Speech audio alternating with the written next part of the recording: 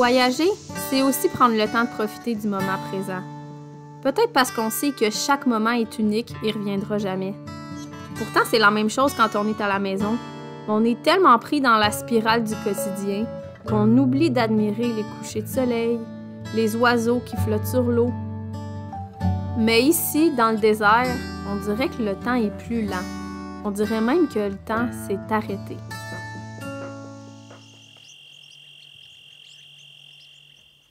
On est-tu bien dans la van? Très bien. Il reste une caméra à vider. Je peux avoir la caméra 360, s'il te plaît? Cette nuit, les insectes chantent et les chauves-souris sont à la chasse. D'ailleurs, ça me fait penser, parlant chauve-souris, à une observation qu'on a faite avant-hier. Un trou dans la roche avec du caca. Ici, un amoncellement de petites crottes. Qu'est-ce que c'est? On dirait des chauves-souris. T'as entendu? On les entend. On les entend. Mais c'est tellement pas fort que sur la caméra.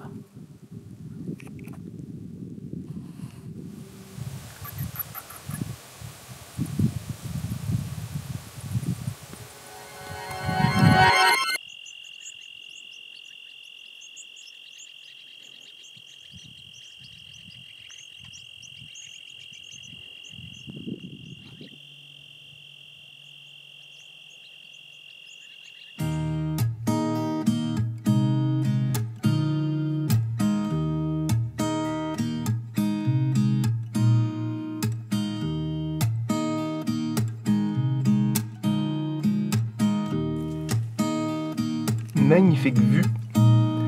C'était vraiment super à dormir ici.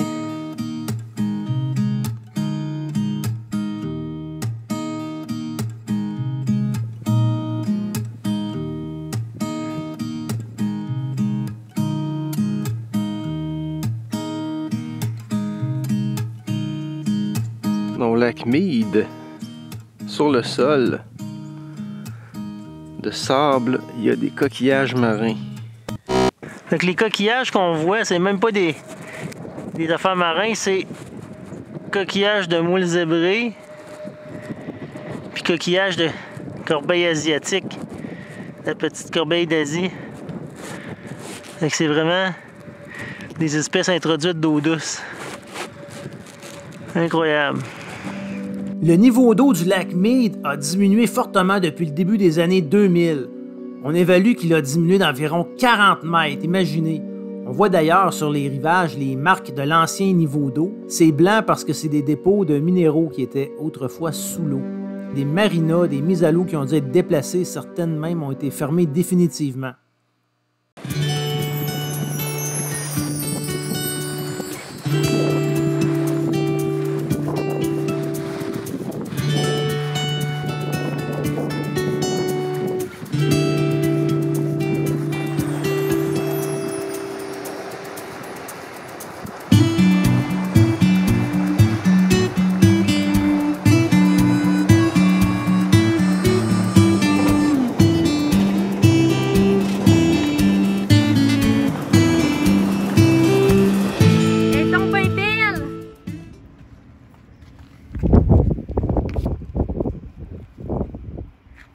My God! Hey, c'est Gaufre! C'est notre serpent qu'on voulait voir! C'est notre couleuvre Gaufre! Oh my God!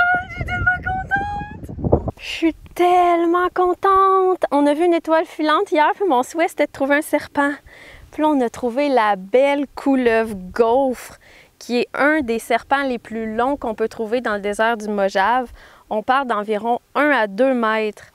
On la reconnaît parce qu'elle a un fond pâle, donc une espèce de jaune crème avec des taches foncées par-dessus et ses écailles sont carénées. Il faut faire attention parce qu'on pourrait confondre cette couleuvre avec un crotale. Puis la raison, c'est que quand la couleuvre se sent menacée, ce qui n'est vraiment pas le cas en ce moment, elle va se gonfler, faire un sifflement et faire ça avec sa queue, comme un crotale. Puis elle va aussi dresser sa tête, donc une position défensive qui rappelle celle des crotales. La couleuvre gaufre peut être nocturne ou diurne, ça dépend de la température. Quand il fait vraiment chaud l'été, bien là, elle va plutôt chasser la nuit. Et sinon, elle va plutôt chasser le jour. Chasser quoi? Bien, des petits mammifères surtout, mais ça peut arriver qu'elle mange des lézards ou d'autres petites proies. Si vous vous demandez c'est quoi gaufre, c'est pas le nom d'un petit déjeuner, c'est le nom d'un petit mammifère qui creuse des trous. Et la couleuvre gaufre aime bien aller se cacher dans ces trous, mais ça peut être des trous de d'autres mammifères aussi. Merci couleuvre gaufre pour ta participation à l'émission de Folle Bestiole. Maintenant, va te trouver un trou de gaufre.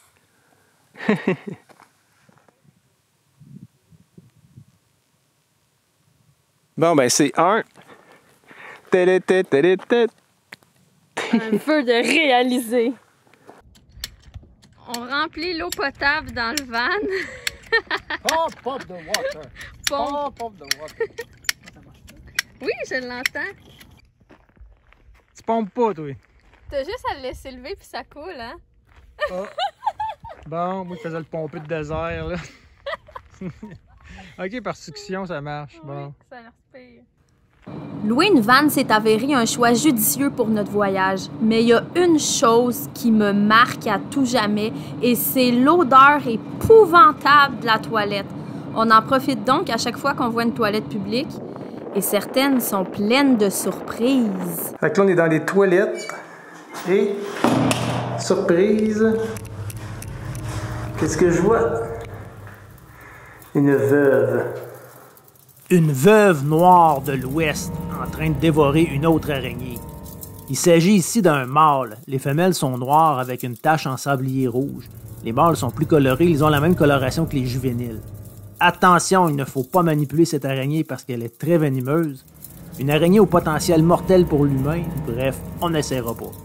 Mais encore pire que la veuve, il y a la bécosse. Dans le désert, les sources d'eau sont rares. Et comme le voyage tire à sa fin, on a décidé d'aller en voir quelques-unes afin d'augmenter nos chances d'observer des bestioles.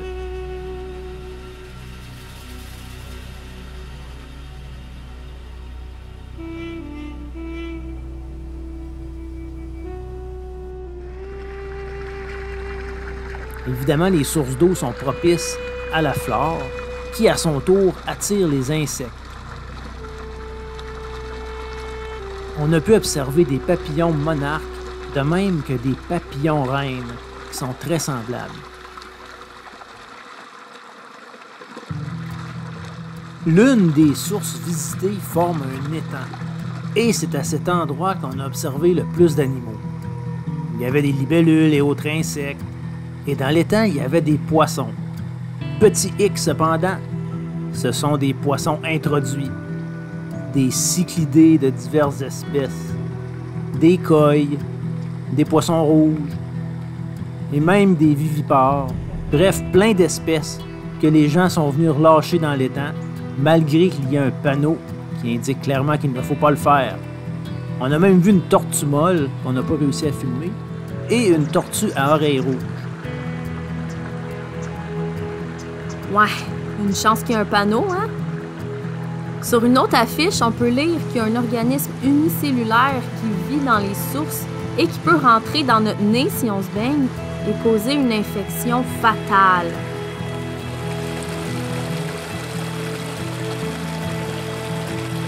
L'expression « garder la tête hors de l'eau » prend tout son sens.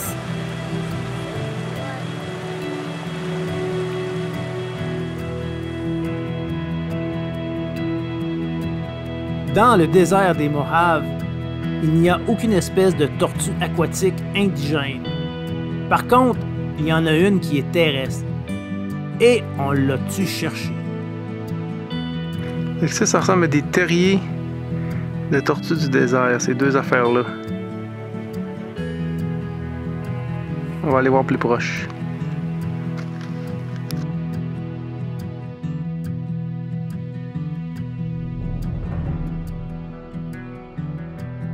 Là, qu'est-ce qu'on vient de trouver? C'est un terrier de tortue du désert.